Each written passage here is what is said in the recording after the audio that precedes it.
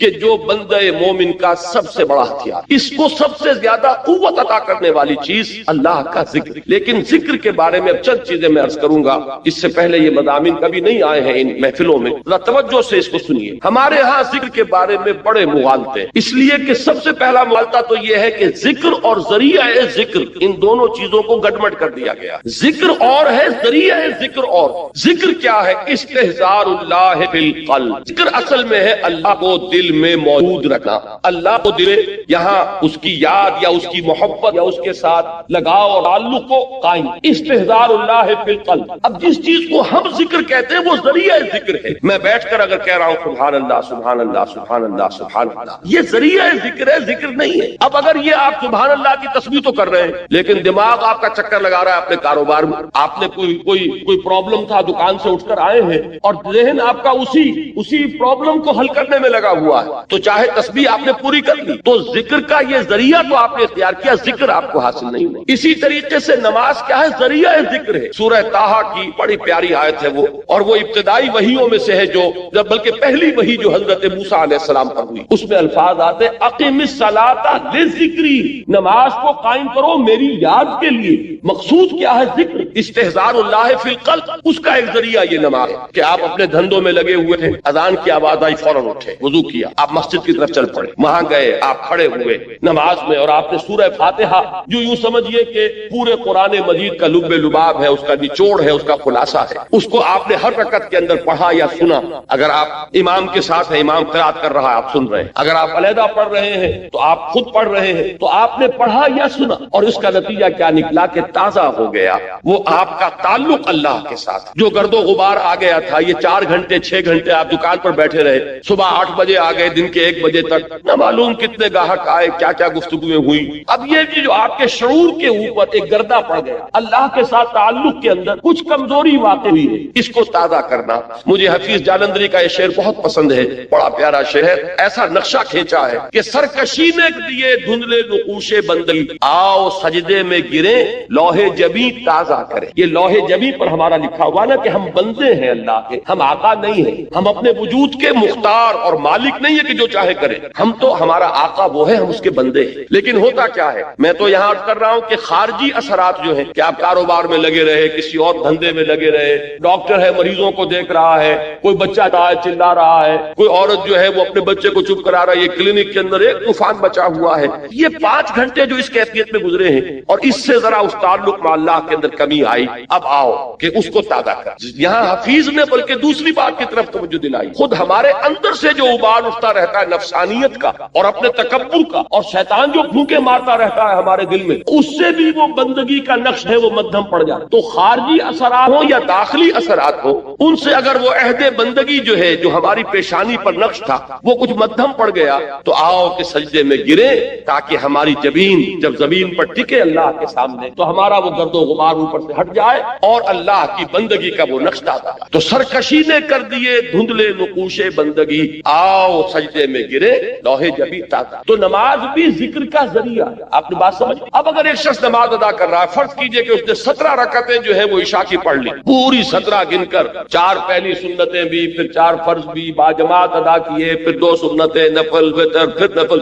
سب کر لیے، لیکن دماغ کبھی کسی وادی میں، فی کل وادی یہی مون، کہیں کسی خیال میں، کہیں کسی چکر میں، وہ آپ کو اگر حضور قلب حاصل نہیں ہوا تو ذکر حاصل نہیں ہوا۔ اس کے یہ معنی نہیں کہ نماز بیکار گئی، یہ ہے بالکل منکرین سنت اور منکرین حدیث اس انتہا تک بات کو لے جائے، آپ کی نماز ضائع نہیں جائے گا، اس لیے کہ آپ نے جو یہ مشقت جھیلی ہے، عشاء کی نماز ہے، اس وقت تو آپ کا جسم تھکا ہوا تھا، جسم جو اندر سے تقاضا کر رہا تھا کہ جاؤ لیٹ جاؤ آرام کرو، یا ممکن ہے کہ یہ تقاضا ہو رہا ہو کہ آج فلاں ڈرامہ آ رہا ہے ٹیلی ویژن پہ، چلو بیٹھو اس کو دیکھو۔ اس وقت اگر آپ ان تمام چیزوں سے منہ موڑ کر آئے، مسجد میں آپ نے حاضری دی، 17 رکعتیں آپ نے ادا کی، اللہ ظالم نہیں ہے کہ آپ کی اس مشقت کو وہ ان ریوارڈڈ رہنے دے، اس کی اجرت ملے گی، اس کا اجر ملے گا، اس کا ثواب ملے گا۔ آپ نے فرض سمجھا تو آئے نا، اللہ تعالیٰ کی طرف کے جناب میں آپ نے اپنے ایمان کا ایک ثبوت تو فراہم کیا نا کہ میں نے سمجھا ہے کہ یہ نماز فرض ہے، لہذا میں یہاں حاضر ہوں۔ اس لیے یہ نہ سمجھیے کہ یہ نماز ضائع جائے گی، ضائع نہیں جائے گی، فرض ادا ہو گیا،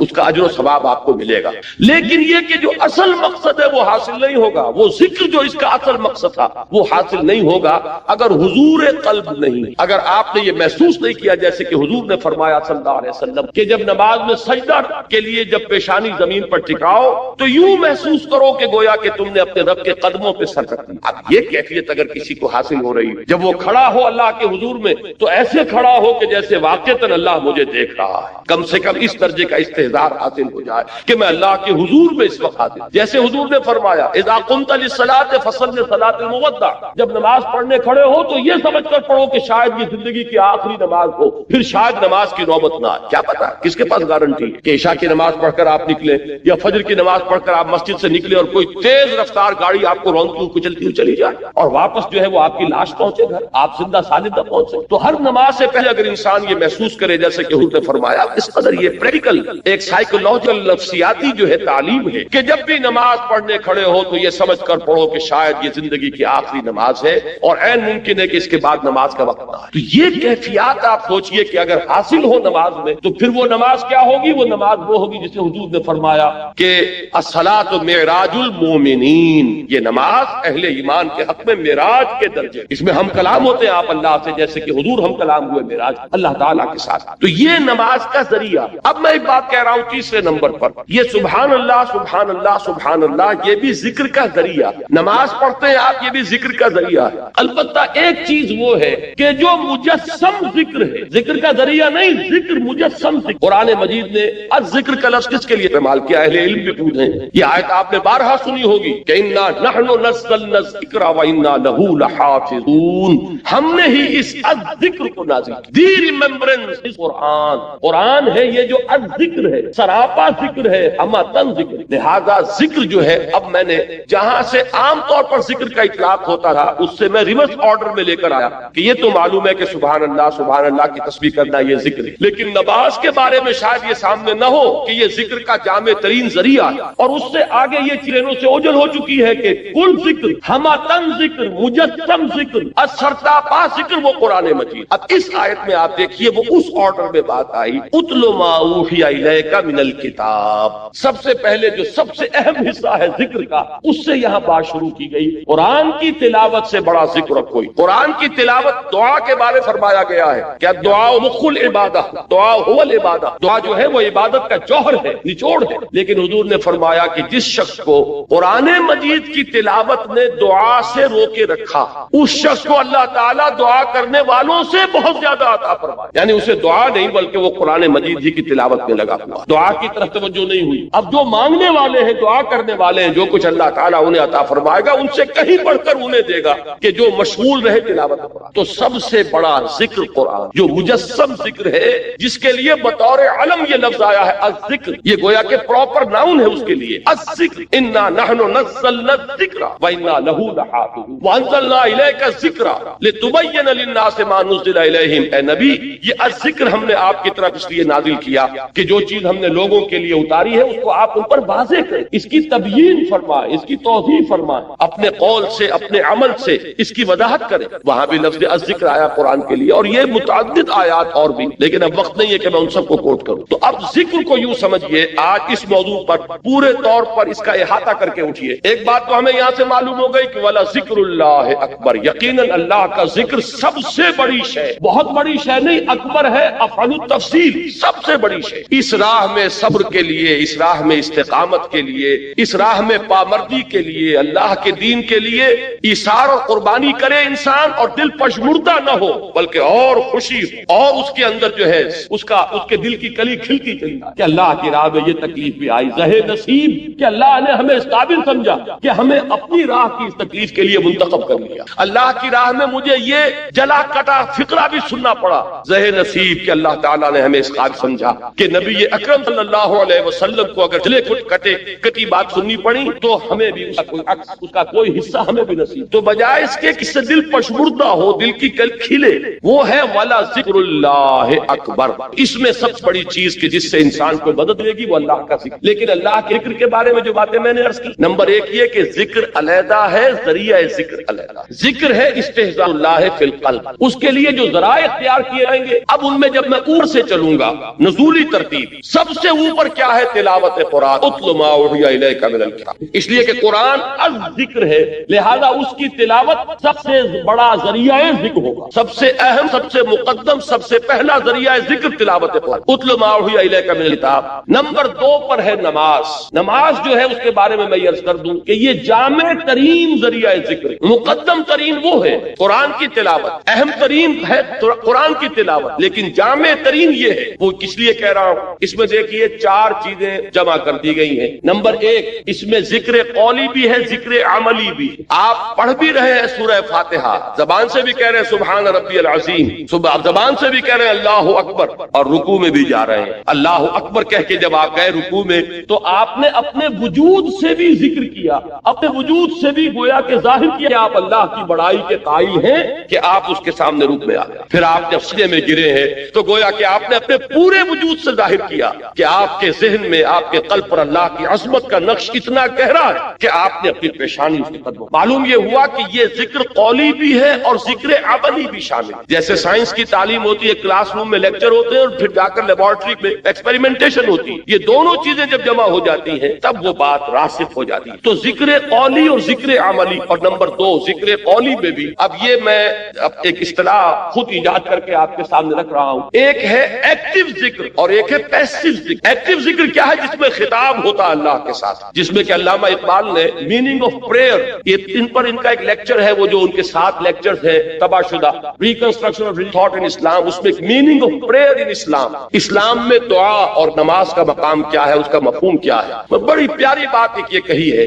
کہ انسان جب دعا کرتا ہے اللہ سے تو اس میں وہ انائے صغیر انائے کبیر کے بالکل سامنے آ جاتا ہے۔ ایک تو یہ ہے کہ آپ جملہ خبریہ کی شکل میں اللہ اکبر اللہ اکبر اللہ اکبر آپ نے 34 مرتبہ کہا، اللہ سب سے بڑا ہے، اللہ سب سے بڑا ہے، اللہ سب سے بڑا ہے، یہ غائب کے سیدھے میں بات ہو رہی ہے، اس میں خطاب نہیں ہے، اس لیے میں اس کو کہتا ہوں پیسیو ذکر۔ اور ایک ایکٹیو ذکر ہے جس میں آپ اللہ سے ہم کلام ہوتے ہیں، ایاک نعبد و ایاک نستعین اہدنا الصراط المستقیم۔ یہ کیا ہے؟ اس میں آپ اللہ سے ہم کلام، یہاں آپ کی وہ انائے صغیر، دی فائنائٹ ایگو، وہ بالکل انفائنائٹ ایگو کے سامنے آ کر اس سے خطاب کر رہی ہے۔ تو افلاک سے آتا ہے نالوں کا جواب آخر، اٹھتے ہیں حجاب آخر، کرتے ہیں خطاب آخر۔ تو یہ جو خطاب والا انداز ہے نماز میں آپ کو یہ بھی ملے گا۔ سورہ فاتحہ کا اہم ترین حصہ یہ ہے، شروع میں جو ہے غائبانہ انداز میں آپ کہتے ہیں الحمدللہ رب العالمین الرحمن الرحیم مالک یوم الدین، یہ غائبانہ انداز، یہ جملہ خبریہ ہے۔ لیکن یہاں ایاک نعبد و ایاک نستعین، اب یہاں خطاب ہو گیا، اب آپ اللہ سے براہ راست ہم کلام ہیں۔ تو نماز میں نے عرض کیا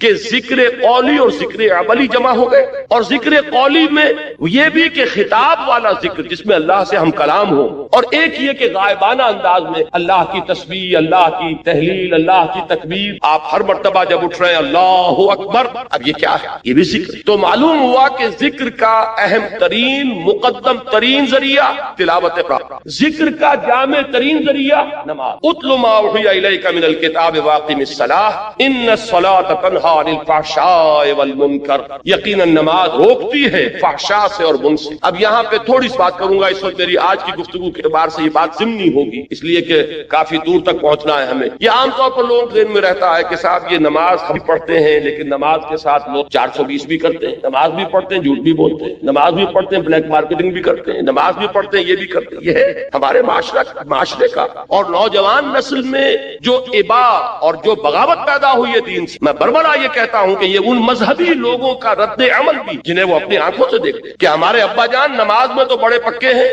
لیکن اتنے ہی پکے جو ہیں وہ دکان پر جھوٹ بولنے میں بھی۔ ظاہر بات ہے کہ بیٹے سے تو چھپی ہوئی بات نہیں، آپ کسی سے چھپا لیں گے، آپ کی بیوی سے تو آپ کی کمزوریاں جو ہیں وہ چھپی ہوئی نہیں ہے، آپ کے گھر والوں سے، آپ کی اولاد سے چھپی ہوئی نہیں کہ نماز میں بھی پڑے پکے ہیں، جھوٹ بولنے میں بھی۔ ظاہر بات ہے کہ اس کا تو اس کی طبیعت، نوجوان جو ہے اس کا معاملہ یہ ہوتا ہے کہ وہ ان چیزوں پر غور کرتا ہے، چاہے اگر سعادت مند ہے آپ کے سامنے بولتا نہیں، لیکن آپ دیکھ تو رہا، اس کا ایک اثر قبول کرتا ہے، اور وہ سمجھتا ہے کہ نماز بے کا فائدہ کیا ہے اس کا۔ اگر نماز کے ساتھ یہ بھی ہے، اگر نماز کے ساتھ سنگ دلی بھی ہے، ایک غریب آدمی کو دیکھ کر آپ کا دل نہیں پسیجا، نوجوان جو ہے اس کا بھی تاثر قبول کرتا کہ ہمارے ابا جان کے پاس کتنی کچھ دولت ہے، اور اس نے اپنے ایک دکان کے ملازم کے ساتھ کیا سلوک کیا ہے، اس کی بیوی بیمار تھی، اسے کچھ قرض کی ضرورت تھی، اور ابا جان نے کس طریقے سے ڈانٹ دیا، دھتکار دیا۔ یہ نوجوان جو ذہن ہے یہ ان چیزوں کو دیکھتا ہے اور ان سے امپریشن لیتا ہے، اس سے تاثر لیتا ہے۔ تو یہ مسئلہ ہمارے ہاں کے زندہ مسئلوں میں سے کہ کیا وجہ ہے کہ ہماری نمازیں جو ہے بے اثر کیوں ہو گئی۔ قرآن دعوے سے کہہ رہا ہے کہ نماز تو فحش اور بے حیائی کے منہ سے روکتی، جبکہ ایسے لوگ ہمیں نظر آتے ہیں معاشرے کے اندر کہ نماز میں ہو سکتا ہے۔ میں نے مثالیں دی ہیں بعض اوقات، جب میں اپنی MBBS سے فارغ ہو کر تازہ گیا تھا منگومری جو اب سوال کہلاتا ہے، میں وہاں دو اشخاص کو دیکھا. ایک وہاں حاجی بلیکیا کے نام سے مشہور، اس کی یہ داڑھی تھی لمبی، اور نہ صرف یہ کہ نماز میں 100%، بلکہ وہ خاصا آسودہ حال کھاتا پیتا آدمی تھا. اس کے پاس ڈپو تھے اور ڈپو ہی میں بلیک ہوتی تھی، تو وہ اذان بھی خود جا کر دیتا، 5 وقت کی اذان وہ شخص دیتا تھا. یعنی جہاں تک عبادت کا تعلق ہے، یہ ایک صاحب ساہیوال کے بیٹھے ہوئے سر ہلا رہے ہیں، تو وہ ان کے ذہن میں وہ صاحب آ گئے ہوں گے، لیکن بہرحال میں کسی متن شخص کو نہیں، میں تو ایک مثال کے طور پر آپ سے کہتا کہ یہ ہمارے معاشرے کے اندر وہ حاجی بلیکیا جو ہے وہ نوجوان نسل پر اپنے اس دین کا کیا اثر قائم کر رہا ہے. اور اس کے ساتھ ہی بالکل پیرلل ایک حاجی رشوت تھے وہاں، وہ انکم ٹیکس کے اندر وہ انسپیکٹر، ان کی بھی داڑھی بہت طویل اور نمازی بہت کے، لیکن وہ خوب رشوت لیتے خود بھی اور رشوتیں دلواتے تھے مسجدوں کو. جا کے جب وہ کسی پارٹی کا گلا دباتے تھے تو اپنے لیے بھی کچھ لیتے تھے اور اللہ کو نہیں بھولتے تھے، اللہ کے گھر کے لیے بھی چندے لے لیتے. یہ ہے ہمارے ہاں کی وہ دینداری کہ جس کی وجہ سے واقعہ یہ ہے کہ نوجوان نسل میں اگر دین سے دوری ہوئی ہے تو اس کے کچھ اسباب اے باد سبا ہی ہم آوردہ تس، یہ ہمارے اپنے کرتوت ہے کہ جس کی وجہ سے نوجوان نسل میں بغاوت پیدا. وہ کیوں ہے؟ وہ اسی وجہ سے ہے کہ یہ نماز رہ گئی رسم اذان، روح بلالی نہ رہی. پوری زندگی کے ساتھ اس کی کوئی کوآرڈینیشن نہیں، اس کی کوئی مطابقت نہیں. زندگی میں جو کچھ امنگیں ہیں، ارادے ہیں، جو ویلیوز ہیں، ویلیوز ان لائف، اس کا اس نماز کے ساتھ کوئی تعلق نہیں رہا. یہ ایک اپینڈکس ہے، یہ ایک ضمیمے کی حیثیت سے انسان کی زندگی کے اندر علیحدہ جڑی ہوئی شے ہے. اس کا اس کے اصل سیرت سے، اصل کردار سے کوئی، یہ وجہ ہے کہ یہ نماز وہ نماز نہیں. ہمارا یہ حج 30 لاکھ افراد حج کر رہے ہیں، لیکن یہ کہ کوئی دنیا میں اس کا اثر، ہمارے ہاں سے اگر 1 لاکھ افراد حج کر کے آئے تو کوئی 1% دیانتداری معاشرے میں ہر سال اگر بڑھے اس 30 یا 1 لاکھ افراد کے حج کرنے سے، تو آج 25 سال اور 40 سال 40واں شروع ہو چکا ہے، 40% تو ہمارے ہاں دیانتداری بڑھتی اور بددیانتی گھٹتی. لیکن نہیں، معلوم ہوتا ہے کہ وہ جو کچھ ہے وہ سب ہے. نمازوں، روزوں، قربانیوں، حج، یہ سب باقی ہے، تو باقی نہیں. وہ بیچ میں جو روح ہے وہ نکل گئی. اب یہ ریچولز کی شکلیں اختیار کر چکے ہیں یہ اعمال، یہ وجہ ہے. ورنہ واقعہ یہ ہے کہ بندہ مومن کے لیے سب سے بڑی تلوار وہ یہ نماز، اللہ کے ساتھ تعلق قائم کرنے والی سب سے بڑی چیز نماز. اچھا ذکر کی بات کر رہا تھا، مقدم ترین اہم ترین ذکر تلاوت قرآن. نمبر 2 نماز. نمبر 3 وہ جو حضور صلی اللہ علیہ وسلم سے جو مسنون دعائیں، دیکھیے یہ ہے نمبر 3 پر، اذکار مسنونہ اور ادعیہ مسنونہ. ان میں یہ ہے کہ کوئی ایڈیشنل ٹائم آپ کو نہیں لگتا. آپ اگر کار میں بیٹھ رہے ہیں، سواری پر سوار ہونے کی دعا ہے، اتر رہے ہیں اس کی دعا ہے، صبح اٹھے ہیں دعا ہے، آپ بیت الخلاء میں داخل ہو رہے ہیں دعا ہے، بیت الخلاء سے باہر نکلے ہیں دعا ہے، آپ پھر اب وضو کرنے بیٹھے، وضو کے بعد فارغ ہوئے، مسجد کے لیے نکلے گھر سے دعا ہے، مسجد میں داخل ہوئے دعا ہے، مسجد میں تو رہیں گے تو وہ تو ہے ہی نماز، وہ تو سراپا ذکر ہے. واپس آئیں گے پھر دعا ہے، گھر میں داخل ہوں گے پھر دعا ہے، بازار کے لیے نکلیں گے دعا ہے، واپس آئیں گے دعا ہے، سفر پر جائیں گے دعا ہے، واپس آئیں گے دعا ہے. یہاں تک کہ آخری بات عرض کر دیتا ہوں کہ آپ تعلق ذل و شوق کرتے ہیں تو بھی دعا. کوئی عمل زندگی کا سا نہیں ہے جس کے لیے مسنون دعا. آئینہ دیکھتے ہیں تو دعا ہے، کپڑے بدلتے ہیں تو دعا. یہ دعا جب انسان یاد کر کے مانگتا ہے تو اس سے 2 تیر، ایک تیر میں 2 شکار ہوتے ہیں. کیا کہ ایک طرف تو دعا میں آپ کس سے خطاب کر رہے ہیں؟ اللہ سے، اور دوسرے یہ کہ الفاظ کون سے استعمال کیے جو منقول ہیں رسول اللہ سے صلی اللہ علیہ وسلم. تو گویا کہ 2 نسبتیں قائم ہو گئیں. نماز آپ نے اگر کھانا کھایا، الحمدللہ الذی اطعمنا وسقانا وجعلنا من، کس کا شکر؟ اللہ کا. اور کس کے الفاظ ہیں یہ جو آپ اس وقت ادا کر رہے ہیں؟ محمد الرسول اللہ. تو گویا کہ لا الہ الا اللہ اور محمد الرسول اللہ دونوں نسبتیں جو ہماری ہیں وہ تازہ ہو گئیں اس دعائے مسنونہ سے. تو نمبر 3 میں اس کو رکھیے. پنجاب میں وہ بڑا پیارا جملہ ہے اس کے لیے کہ دنیا کا کوئی بھی کام آپ کر رہے ہیں تو ہاتھ کارول دل یارول، دل اللہ کے ساتھ لگا رہے اور ہاتھ کاموں میں مشغول رہے. اقبال نے حضرت فاطمہ زہرا رضی اللہ تعالی عنہا کے لیے جو اشعار کہے ہیں اس میں بڑے پیارے الفاظ آئے ہیں کہ آسیہ گرداں لب قرآن سرا، کہ حضرت فاطمہ رضی اللہ تعالی عنہا جب چکی پیستی تھی تو قرآن مجید پڑھتی جاتی ہے، اس لیے کہ چکی پیسنے میں تو صرف ہاتھ ہی لگتا ہے. میں نے خود دیکھا ہے، اپنی ایک بزرگ میری رشتے میں وہ دادی بنتی تھی، میں نے یہ نقشہ دیکھا ہے اپنے بچپن کہ وہ بیٹھی ہیں اور چکی پیس رہی ہیں اور ساتھ ہی یہ ہے کہ وہ قرآن شریف پڑھ رہی ہیں. معلوم یہ ہوا کہ ظاہر بات ہے کہ یہ مشقت جسمانی ہو رہی ہے نا. اس وقت آپ کا ذہن فارغ ہے، اس وقت آپ کی زبان فارغ ہے. اگر اس وقت آپ تلاوت قرآن کر رہے ہیں تو گویا کہ آپ کا کوئی ایڈیشنل ٹائم نہیں لگا. وہ ہاتھ جو ہے چکی پیسنے میں مصروف ہے، لیکن آپ نے یہ ذکر الہی کی نعمت جو ہے اضافی طور پر حاصل. تو تیسرے نمبر پر، نمبر 1 قرآن، تلاوت قرآن، نمبر 2 اقامت صلاۃ، نمبر نمبر 3 اذکار مسنونہ اور ادعیہ معصورہ، وہ جو ذکر حضور نے بتایا نماز کے بعد ہے، یہ 33 بار سبحان اللہ، 33 بار الحمدللہ، 34 بار اللہ اکبر، یہ حضور کا بتایا۔ تو ظاہر بات ہے حضور کے بتائے ہوئے اذکار ان کی بہت بڑی قدر و قیمت ہے، بڑی اہمیت ہے، اور وہ دعائیں کہ جو حضور سے منقول ہے یہ ہے۔ اور چوتھے نمبر پر ہمارے جو یہ سلاسل ہیں، یہ چشتی سلسلہ ہے، یہ قادریہ سلسلہ ہے، انہوں نے اپنے اپنے زمانے میں لوگوں کی ذہنیتوں کو سامنے رکھ کر یہ جو اذکار جو انہوں نے مدون کیے کہ یہ سلسلہ ذکر ہے چشتیہ کا، یہ ذکر خفی ہے، یہ ذکر جلی ہے، یہ چوتھے نمبر پر لائی ہے، اس لیے کہ وہ لوگ بہت ماہر تھے نفسیات کے، اور انہوں نے اپنے زمانے میں اگر مفید سمجھ کر وہ طریقے مدون کیے ہیں تو ٹھیک ہے، مجھے ان سے اختلاف نہیں، لیکن خدا کے لیے انہیں چوتھے نمبر پر رکھیے۔ اگر اس کو نمبر 1 پر لے آئے اور اصل ذکر آپ نے اسی کو سمجھا اور تینوں منزلیں جو ہے کود کے کراس کر گئے تو یہ اصل میں ریورس ہو جائے گا، سارا ریشو پروپورشن کا معاملہ غلط ہوتا ہے۔ نمبر 1 پر قرآن، نمبر 2 پر نماز، نمبر 3 پر اذکار مسنونہ اور ادعیہ معصورہ، اور نمبر 4 پر اذکار وہ کہ جو مختلف سلسلوں میں جو تصوف کے یا ذکر کے جو طریقے ہیں ان میں جو بھی تجویز کیے جائیں، اگر یہ ترتیب رہے گی تو انشاءاللہ تعالیٰ اس کی تمام برکات جو ہے صحیح طور پر۔ بہرحال یہاں اس پوری آیت کا جو نتیجہ نکلا وہ کیا ہے؟ جو شخص اللہ کے دین کے لیے جد و جہد میں، محنت میں، کشمکش میں مبتلا ہو، اس کو جان لینا چاہیے کہ اس میں صبر و ثبات کے لیے اصل چیز کیا ہے؟ اللہ کے ساتھ تعلق۔ اللہ کے تعلق کے لیے کیا چیز ہے؟ اللہ کا ذکر۔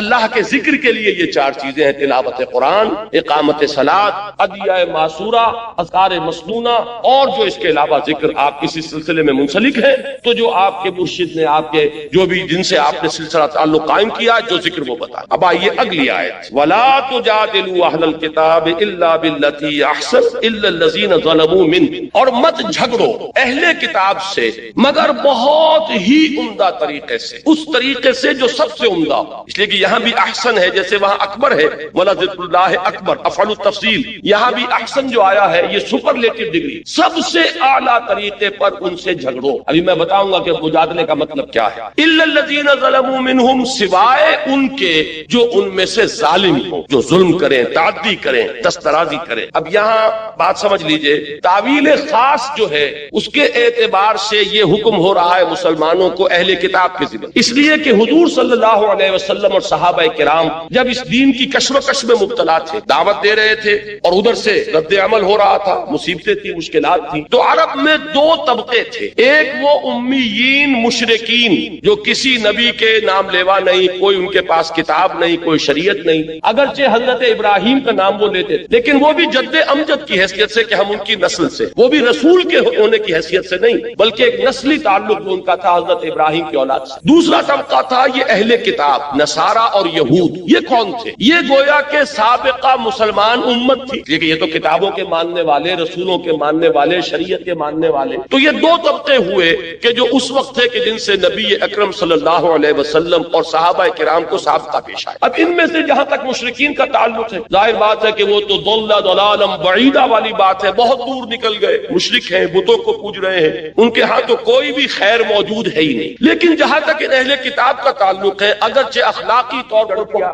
آپ نے ان کی صفائی کی، ان کی طرف سے ایک اور کوئی حملہ ہو گیا، تو یہ بحث و نزاع جو ہے یہ جدال۔ اب اس میں ظاہر بات ہے کہ جب آپ دین کے غلبے کی جد و جہد کر رہے ہیں تو آپ یہ نہیں کہہ سکتے کہ بھائی کسی سے کچھ نہ کہو، کسی سے مت الجھو، الجھنا تو پڑے گا، دین غالب کیسے ہوگا؟ اس لیے کہ جو بھی باطل کے پرستار ہیں وہ تو راستہ روک کے کھڑے، وہ تو نہ یہ چاہتے ہیں کہ دین کا پیغام عام ہو، نہ یہ چاہتے ہیں کہ کوئی دین کی طرف پیش قدمی کرے، تو الجھنا تو پڑے گا، تصادم تو ہوگا، وہ تو ناگزیر ہے۔ یہ جو بعض بڑے نیک طبع لوگ ہوتے ہیں کہ صاحب بس آپ اپنا کام کیجئے، کسی سے الجھیے نہیں، میں ان کی نیکی کو تو داد دیتا ہوں لیکن یہ میں سمجھتا ہوں کہ ان کے سامنے تصور ہی نہیں، اس لیے کہ ان کے سامنے اگر وہ حرکی تصور ہو تو حرکی تصور میں تو الجھنا پڑے۔ جو آپ کا راستہ روک کر کھڑا ہو گیا اسے آپ ہٹائیں گے نہیں تو راستے میں نکلے، تو ٹھیک ہے آپ اگر اسٹیٹس کو مینٹین کرنا چاہتے ہیں، جیسے بھی ہے معاشرہ ویسے رہے، تب تو آپ کسی سے نہ الجھیے۔ لیکن یہ کہ اگر آپ کو اس معاشرے کو کسی رخ پر لے کر جانا ہے، اگر آپ کو یہاں اللہ کے دین کو غالب کرنا ہے، تو جو بھی راستے میں آ رہا ہے اسے آپ کو دست و گریبان ہونا ہے۔ اس میں یہ ہے کہ وہ نیکی جو ہے، نیکی کا ایک تصور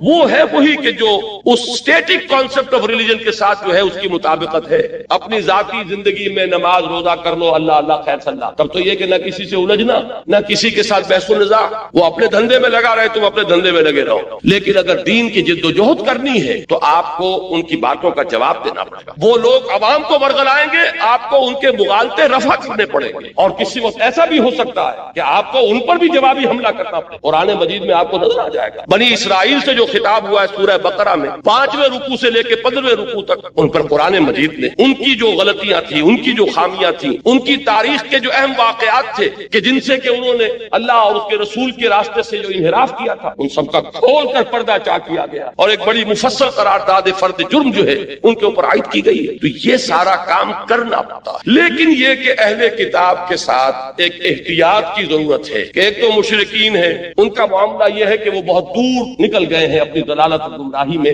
لیکن یہ بہرحال کسی نہ کسی درجے میں زبانی کلامی اللہ, رسول, آخرت, کتاب, شریعت, نبوت, وحی, فرشتے, ان سب کو مانتے ہیں. لہذا ان کے ساتھ بہت نرم رویہ ہے. وَلَا تُجَادِلُوا أَهْلَ الْكِتَابِ إِلَّا بِالَّتِي هِيَ أَحْسَنُ, اور مت جھگڑو, مت مجادلہ کرو اہل کتاب سے مگر اس طور سے کہ جو بہت ہی اعلیٰ. اب آپ غور کیجئے کہ یہ تو تعویل خاص سے بات واضح ہو گئی, اب تعویل عام پر آئیے جو اصول ہے تفسیر کا. الاعتبار لعموم اللفظ لا لخصوص سبب, اصل اعتبار جو ہے الفاظ کی عمومیت کا کیا جائے گا, نہ کہ ایک خاص پس منظر کا جن میں وہ آیات نازل. اب اس کو جنرلائز کیجئے تو وہ بات کیا بنے گی. فرض کیجئے کہ آج ہم پاکستان میں اسلام کے غلبے کی جد و جہد کرتے ہیں, مخالفت ہوگی کہ نہیں ہوگی؟ کمیونسٹ بھی مخالفت کریں گے, ملحدین بھی کریں گے, سیکولرزم کے قائلین بھی کریں گے, جو یہ قومیتوں کا نظریہ تراش کر جو اس کی بنیاد پر گاڑی چلا رہے ہیں وہ بھی کریں گے. یہ سب کریں گے کہ نہیں کریں گے؟ آپ کو ایک چومکھی جنگ لڑنی پڑے گی. اگر غالب نہیں کرنا اسلام کو تو گھروں میں بیٹھیے, کسی سے الجھنے کی ضرورت نہیں. لیکن یہ ہے کہ اگر آپ کو اسلام کو غالب کرنا ہے تو الجھنا پڑے گا.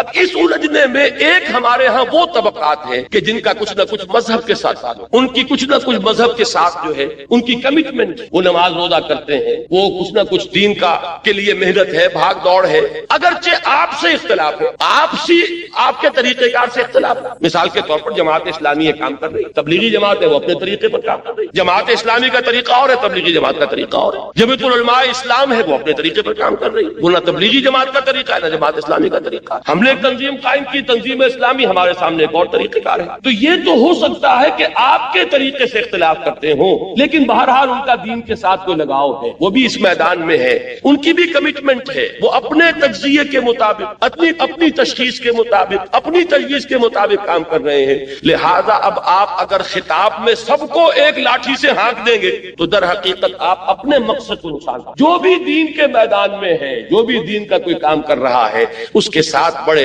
ادب کے ساتھ, احترام کے ساتھ پیش آؤ, ان کا اکرام کرو. یہ میں لفظ جو ہے تبلیغی بھائیوں والا استعمال کر رہا ہوں, ان کی عزت کرو کہ وہ بھی دین کے کام میں لگے. اگرچہ ٹھیک ہے آپ کا نقطہ نظر کچھ اور ہے, ان کا نقطہ نظر کچھ ہے. ایک الیکشن کے راستے سے جانا چاہتا ہے, ایک سمجھتا ہے کہ اس راستے سے وقت کے ضیاع کے سوا کچھ حاصل نہیں ہوگا, لہذا اس نے کوئی اور راستہ تجویز کیا. ایک وہ ہے کہ جو صرف لوگوں کو نیکی کی تلقین کر کے وہ یہ سمجھتا ہے کہ جب نیکی آئے گی بدی خود بخود چلی جائے گی. لوگوں کو خامخواہ جو ہے اس کے اوپر تنقید کی زبان مت کھولو, بلکہ یہ کہ فضائل کی تلقین کے ذریعے سے لوگوں کو نیکی کے راستے پر لے آؤ. ایک کا خیال ہے نہیں, قرآن میں تو جہاں بھی آیا ہے امر بالمعروف کے ساتھ نہی عن المنکر ساتھ جڑا ہوا آیا ہے. یہ تو ایک گاڑی کے دو. قرآن العظیم, اے نبی ہم نے آپ کو 7 دی ہیں دہرائی جانے والیاں اور قرآن عظیم عطا کیا. اس سورہ ہجر کی جو آیت ہے, مولانا اصلاحی اس کو دلیل میں پیش کرتے ہیں کہ یہ 7 گروپ ہیں جن میں سے ہر گروپ ایک جوڑے کی شکل میں ہے. مکی صورتیں, مدنی صورتیں ملا کر جوڑا بنتی, وہ جو مکمل گروپ بنتا ہے. اس اعتبار سے اس آیت سے گویا کہ وہ دلیل لاتے ہیں قرآن سے. میں بات کو صحیح سمجھتا ہوں کہ 7 گروپ ہیں قرآن حکیم کی صورتوں میں, مدنیات و مکیات ملا کر. لیکن یہ ہے کہ اس آیہ مبارکہ کے بارے میں چونکہ ایک صحیح حدیث موجود ہے, حضرت ابی ابن کعب رضی اللہ تعالیٰ عنہ کو حضور نے بتایا سورہ فاتحہ کی فضیلت بیان کرتے ہوئے کہ یہی ہے 7 من المثانی, اور یہی ہے قرآن عظیم جو مجھے اللہ تعالیٰ نے عطا فرمایا. اور میرا یہ اصول ہے کہ جس معاملے میں صحیح روایت, مرفوع روایت صحیح ہو اور حضور صلی اللہ علیہ وسلم کا قول ہو, اگر یہ جمع ہو جائیں تو پھر ہمیں کوئی اور دوسری رائے اختیار نہیں کرنی چاہیے. لہذا میں اس دلیل کو صحیح نہیں سمجھتا, لیکن اصولاً بات صحیح سمجھتا ہوں کہ قرآن حکیم کی صورتیں 7 گروپوں میں منقسم ہیں جو مختلف ہیں 7 منزلوں سے. 7 منزلیں وہ تو ہیں تلاوت کے لیے, تقریباً مساوی حصوں میں قرآن مجید کو تقسیم کیا گیا. ان کا ذکر تو سلف میں موجود ہے, دور صحابہ میں موجود ہے. 7 حزب یا 7 منزلیں. یہ تقریباً یوں سمجھیے 4 پارے، پونے 4 پارے، سوا 4 پارے، اس طریقے سے، تاکہ جو شخص ایک ہفتے میں قرآن مجید ختم کر لینا چاہتا ہو، اور یہ صحابہ میں سے بہت سے حضرات کا معمول تھا اور اس کی تشویق اور ترغیب ہے، تو اس کے لیے یہ ہے کہ ایک حزب پڑھ لے، ایک منزل پڑھ لے ہر رات کو، ہر روز، تو گویا کہ وہ ہر ہفتے میں قرآن مجید ختم کر لے. اس میں بھی ایک حسن ہے. ایک بات تو یہ ہے، یہ چونکہ دور صحابہ سے ہے، ایسا نہیں کیا گیا کہ بالکل مساوی کرنے کے لیے سورتوں کو توڑ دیا جائے. اگر تو کہیں ہم کرتے تو شاید ایسا کرتے کہ قرآن حکیم کے اگر 900 صفحے ہیں تو 30 صفحے ہر، جیسا کہ پاروں کا معاملہ کیا گیا ہے. یہ جو ہے تصنیف، یہ تقسیم جو ہے بات کی ہے، یہ دور صحابہ میں اس کا کوئی ذکر نہیں. یہ تو جب پھر مسلمانوں میں وہ جوش جو ہے، جذبہ ایمانی کم ہوا اور مہینے میں قرآن ختم کرنے کی روایت پڑی کہ ہفتے میں ختم کرنے کے لیے تو بہت وقت چاہیے روزانہ، تو ہر مہینے میں ایک قرآن ختم کر لیا جائے، تب یہ 30 پاروں میں تقسیم کیا گیا. یہ دور صحابہ کی بات ہے، اور اس کے اندر وہ بے ڈھنگا پن صاف موجود ہے، نظر آ جاتا ہے کہ سورتیں توڑ دی گئی ہیں، سورتوں کی فصیلیں جو ہیں ان کو مجروح کیا گیا.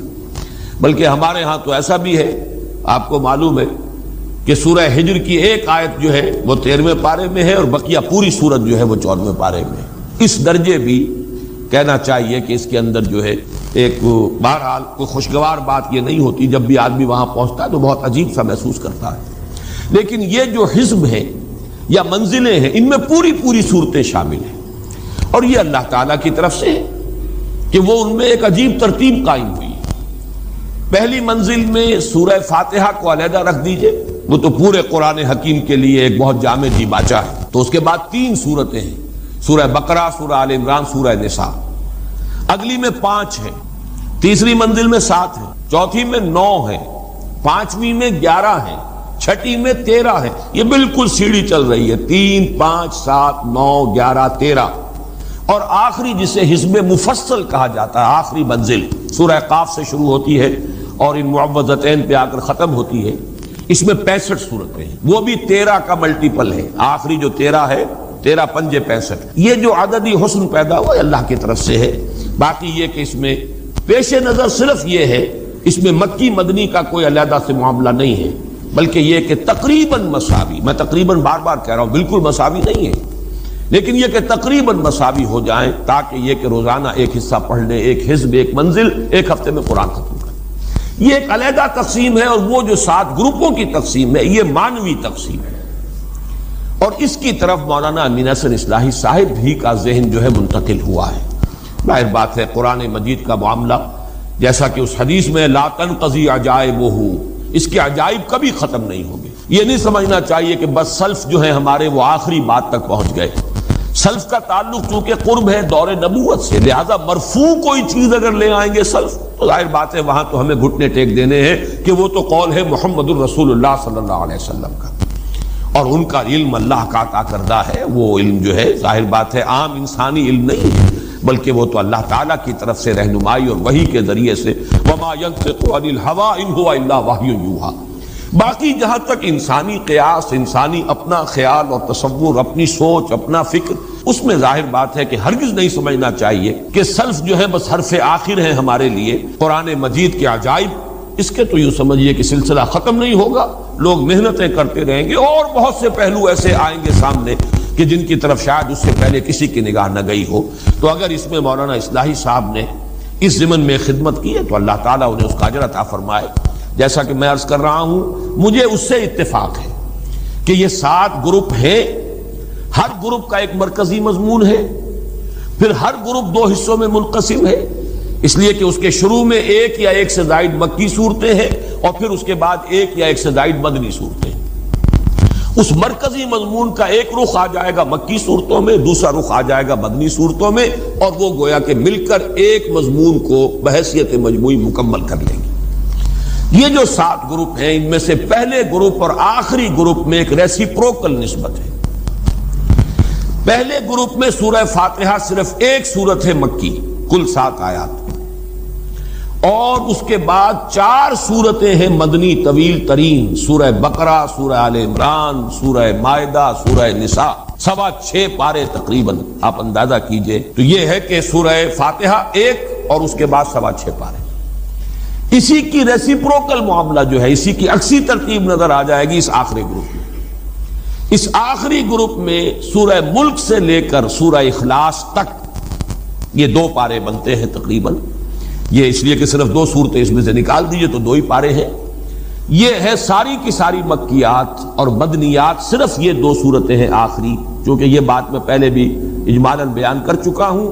اگرچہ بعض صورتوں کے بارے میں اختلاف رائے ہے کہ وہ مدنی ہے یا مکی ہے، لیکن میں آج عزم بالجزم کے ساتھ اپنی یہ رائے ظاہر کر رہا ہوں کہ میرے نزدیک اس گروپ کی صرف یہ 2 آخری صورتیں جو ہے یہ مدنی ہیں، اور اسی سے وہ حسن قائم ہوتا ہے، وہ عکسی ترتیب، بالکل گویا کہ وہاں ایک سورت سورہ فاتحہ 7 آیات پر مشتمل، یہاں 2 صورتیں معوذتین اور کل 11 آیتوں پر مشتمل، اور باقی یہ کہ اس کا اتنا بڑا گروپ ہے وہ سب کا سب مدنیات پر مشتمل، اور یہ پورا کا پورا گروپ جو ہے مکیات پر مشتمل ہے۔ بلکہ ادھر سے آگے جب ہم جاتے ہیں ایک گروپ یعنی دوسرا گروپ، اور ادھر سے پیچھے جائیں گے ایک گروپ یعنی چھٹا گروپ، وہ بھی ان دونوں میں یہ بات آپ کو نظر آئے گی کہ وہ تقریباً متوازن ہیں۔ چنانچہ دوسرے گروپ میں 2 صورتیں مکی، سورہ انعام، سورہ اعراف، 2 ہی صورتیں مدنی، سورہ انفال، سورہ توبہ، بالکل گویا کہ تعداد سور کے اعتبار سے تو بالکل یہ ہم وزن ہو گئے۔ اسی طریقے سے یہ جو لاسٹ بٹ ون ہے چھٹا گروپ، اس میں بھی 7 صورتیں مکی، سورہ قاف سے لے کر سورہ واقعہ تک، اور 10 صورتیں یہ، اور ویسے حجم کے اعتبار سے دیکھیں گے تقریباً مساوی حجم بن جائے گا، یہ 10 صورتیں سورہ حدید سے لے کر سورہ تحریم تک یہ مدنیات۔ تو یہ گروپ 2 ہیں آپس میں متوازن، جبکہ پہلا اور آخری گروپ جو ہے وہ آپس میں وہ عکسی ترتیب، عکسی نسبت، ریسیپروکل ان کے درمیان جو ہے وہ نسبت ہے کہ وہاں مکی صورت صرف 1، باقی طویل 4 مدنیات۔ یہاں یہ سورہ ملک سے لے کر سورہ اخلاص تک تمام مکیات، اور صرف یہ 2 صورتیں مدنی۔ بعض روایات میں معوذات کا لفظ بھی آیا ہے۔ حضور صلی اللہ علیہ وسلم کچھ تلقین فرماتے تھے، اور خود آپ کا بھی ایک معمول تھا، اور یہ روایت بھی ثابت ہے بخاری سے اور مسلم سے کہ رات کے وقت آپ کا یہ معمول تھا کہ یہ دونوں صورتیں آپ پڑھتے تھے، اپنے ہاتھوں پر پھونکتے تھے، اور پھر اپنا ہاتھ، اپنا دست مبارک اپنے پورے جسم پر جہاں جہاں تک بھی ہاتھ پہنچ سکتے تھے آپ پھیر لیتے۔ یہ رات کو سوتے ہوئے آپ کا معمول تھا، یہاں تک کہ مرض وفات میں جب آپ پر نقاہت بہت زیادہ طاری ہو گئی تو ایسا بھی ہوتا رہا ہے کہ حضور صلی اللہ علیہ وسلم کے ہاتھ حضرت عائشہ نے اٹھائے، حضور نے اس پر پڑھا، پھونکا، اور پھر حضرت عائشہ نے حضور کے ہاتھ جو ہیں آپ کے جسم کے اوپر پھیر دیے۔ بلکہ ایسا بھی ہوا کہ خود حضرت عائشہ رضی اللہ تعالی عنہا نے اپنے ہاتھوں سے یہی عمل جو ہے جاری رکھا ہے۔ تو یہ بھی اصل میں نبی اکرم صلی اللہ علیہ وسلم کا جو ایک خاص تعلق ان 2 صورتوں کے ساتھ ہے، اس لیے کہ روایات سے یہ معلوم ہوتا ہے کہ ان کے نزول سے پہلے قرآن مجید میں بھی مختلف جگہوں پر جو ہے وہ استعاذے کا حکم موجود ہے، تو حضور سے بھی بہت سی دعائیں منقول ہیں جن میں آپ استعاذہ کرتے تھے، پناہ طلب کرتے تھے مختلف چیزوں سے۔ اعوذ باللہ، اللہم انی اعوذ بک من العجز والکسل ومن البخل والشح، مختلف جو ہے حضور سے روایات ثابت ہیں۔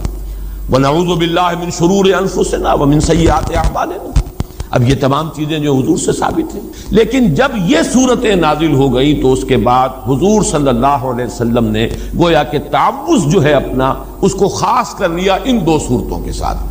گویا کہ جامع ترین کلمات جب اللہ تعالیٰ کی طرف سے عطا ہو گئے محمد الرسول اللہ صلی اللہ علیہ وسلم کو، پھر تو اور جو آپ نے خود اپنے خیال سے، اپنے فکر سے، اپنی سوچ کے مطابق جو کچھ اور تعوذات تجویز کیے تھے، گویا کہ ان پر ترجیح دیتے ہوئے اب معمول بنا لیا تعوذ کا انہی 2 صورتوں کے ذریعے سے۔ ایک شے اور بھی نوٹ کر لیجئے جو میں ابھی پہلا مضمون بیان کر رہا تھا، سورہ فاتحہ میں اور ان 2 صورتوں کے مابین ایک عجیب نسبت بھی ہے، اول و آخر، ریسیپروکل ہونے کی نسبت جو ہے پہلے گروپ کی اور آخری گروپ کی وہ تو میں بیان کر چکا، لیکن وہ مکی اور یہ مدنیات ان میں ایک عجیب نسبت ہے۔ سورہ فاتحہ کا نصف حصہ جو ہے یہ میں دوبارہ انشاءاللہ سورۃ الناس میں یہ مضمون تفصیل سے بیان کروں گا اگلے درس میں۔ سورہ فاتحہ کے بارے میں وہ میں نے حدیث بارہا سنائی ہے، قسمت الصلاۃ بینی و بین عبدی نصفین، اللہ تعالیٰ فرماتا ہے میں نے نماز کو اپنے اور اپنے بندے کے مابین آدھا آدھا دو نصف میں تقسیم کر لیا، فنصف لعبدی ولعبدی ما سال ونصف لی، آدھا میرے لیے ہے آدھا میرے بندے کے لیے۔ وہ جو نصف آخر ہے وہ ہے استعانت، ہدایت کی طلب، اہدنا الصراط المستقیم، آخری 3 آیتیں تو اسی پر مشتمل ہیں، صراط الذین انعمت علیہم غیر المغضوب علیہم ولا الضالین۔ چوتھی آیت جو مرکزی آیت ہے سورہ فاتحہ کی، اس کے بھی 2 حصے ہیں، ایاک نعبد و ایاک نستعین۔ یہ نستعین کی در حقیقت شرح ہو رہی ہے، اے اللہ ہم تجھ ہی سے مدد مانگتے ہیں، اور اس کے اندر سب سے بڑی مدد جو ہمیں درکار ہے، اہدنا الصراط المستقیم صراط الذین انعمت علیہم غیر المغضوب علیہم ولا الضالین۔ جبکہ ایاک نعبد کا تعلق جو ہے وہ پہلی 3 آیتوں سے ہے، الحمدللہ رب العالمین الرحمن الرحیم مالک یوم الدین ایاک نعبد۔ اللہ تعالیٰ کی مدح ہے، ثنا ہے، اس کی تمجید ہے، اس کی تحمید ہے، حمدنی عبدی مجدنی عبدی، یہ جو الفاظ آئے ہیں اس حدیث قدسی میں، اور اس کا منطقی نتیجہ یہ ہے ایاک نعبد۔ بلکہ شاید یاد ہو بعض حضرات کو، میں نے تو عرض کیا تھا کہ ایک ترازو کی شکل میں اگر اس سورہ مبارکہ کو کوئی آرٹسٹ لکھے، جس نے بھی کچھ یہ فن جو ہے اس میں کچھ مہارت حاصل کی، ہمارے پاس ایک اب ساتھی آئے ہوئے بھی ہیں اس 1 ایئر کورس میں، کہ جو خاص طور پر محدودیت ہی اصل میں شر کے لیے، وہ اعتباری شر جس کو ہم کہتے ہیں، اس کے لیے ایک بنیاد ہے۔ گویا کہ کل مخلوقات کسی نہ کسی درجے میں شر کا پہلو لیے ہوئے، من شر ما خلق، جو اللہ نے پیدا کیا ہے اس کے شر سے میں اسی کی پناہ میں آ رہا ہوں۔ اس حقیقت کو اب میں اس وقت حوالہ نہیں دے سکتا، غالباً صاحب روح المعانی نے اس کو حقیقت بڑی تفصیل سے بیان کیا ہے، کیونکہ میں اس طرح کے تفصیلی نوٹ نہیں لے سکا جو بھی میں نے دیکھی ہے، یعنی روا روی میں جو تفاسیر دیکھی ہیں، ان میں سے ایک تفسیر میں یہ بات موجود ہے۔ میرا ذہن پہلے بھی اس کے اوپر جازم تھا، من شر ما خلق، کہ در حقیقت مخلوق من حیث ہوا مخلوق، مخلوق جو بھی ہے مخلوق ہونے کے اعتبار سے اپنے اندر شر کا ایک پہلو لیے ہوئے ہیں، اس لیے کہ وہ محدود ہے۔ اکبر الہ آبادی کا ایک بڑا پیارا شعر ہے، بہت پیارا شعر ہے، اور بڑے فلسفیانہ اشعار بھی ان کے ہیں، بڑے عارفانہ اشعار بھی ہیں۔ وہ تو اصل میں عام طور پر سمجھے جاتے ہیں صرف اپنے مزاحیہ اور ظریفانہ کلام کے اعتبار سے، وہ ان کی پہچان بن گئی ہے، ورنہ بڑے عارفانہ اور فلسفیانہ یہ بھی اشعار آپ کو مل جائیں گے۔ جہاں ہستی ہوئی محدود، لاکھوں پیج پڑتے ہیں، عقیدے عقل فطرت سب کے سب آپس میں لڑتے ہیں، ہستی کا محدود ہو جانا ہی در حقیقت یہ سارے مسائل ہیں جو اس سے پیدا ہوتے ہیں۔ جہاں